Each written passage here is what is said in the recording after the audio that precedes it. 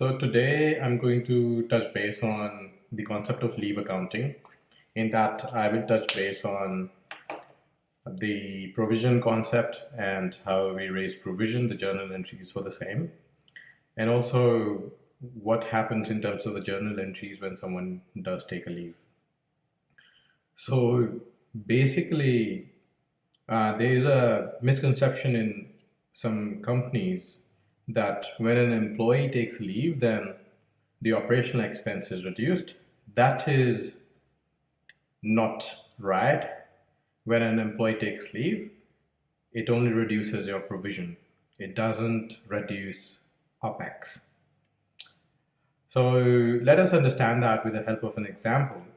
So say for July and August, someone, an employee, is not taking a leave.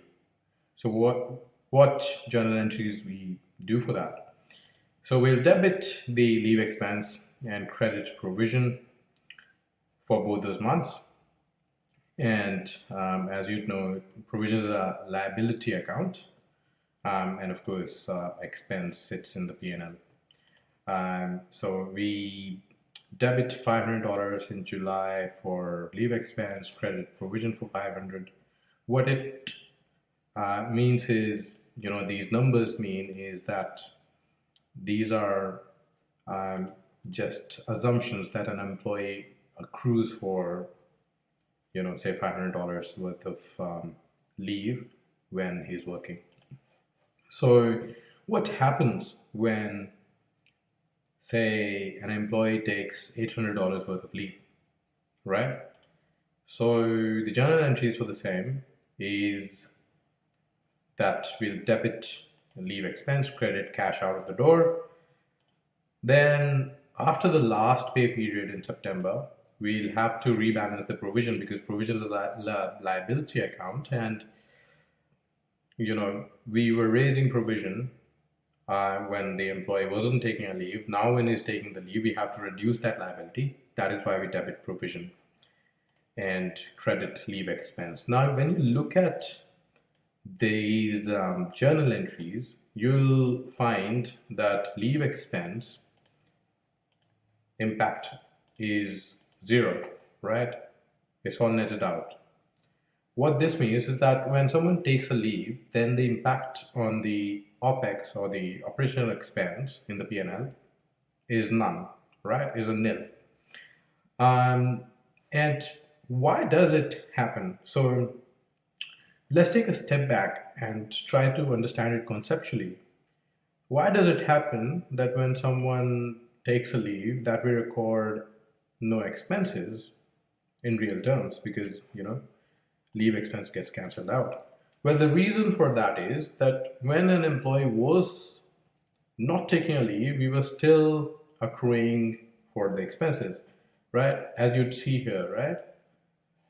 So for July and August, the entity or the company has already accrued for $1,000, right?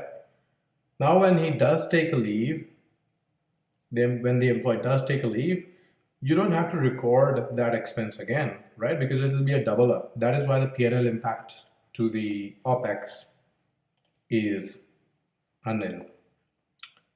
So what do we understand by this then? So that pretty much means that, when an employee takes a leave, there's no P&L impact on the OPEX, right? Now let's understand what happens to the provision, right?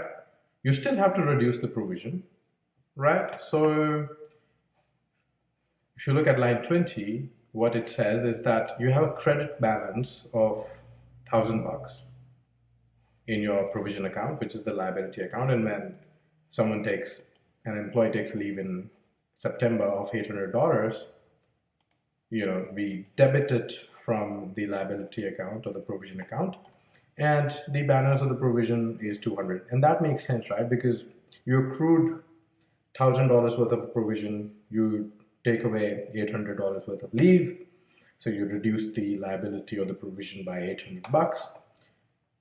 That means that an employee is liable to take paid leave worth $200 in the future, post the $800 that he's already taken. the leave for. What's the impact to the leave expense? In July and August, we accrued for $500. For September, there's no OPEX or P&L impact, right? Because as you saw, the leave expense got netted out, right? Now, one more thing to understand is what would have happened had no leave been taken in September. Well, you would have just debited leave expense as usual, as what you were doing in July and August, and credited provision. Right, so the only difference is the leave expense that you would have accrued for, right? So what can we take away as a summary, right? So from the above examples, we understand that when an employee takes leave, we do not accrue any leave expense, right? Because, you know, the cash has to be paid out. We don't need to accrue for it.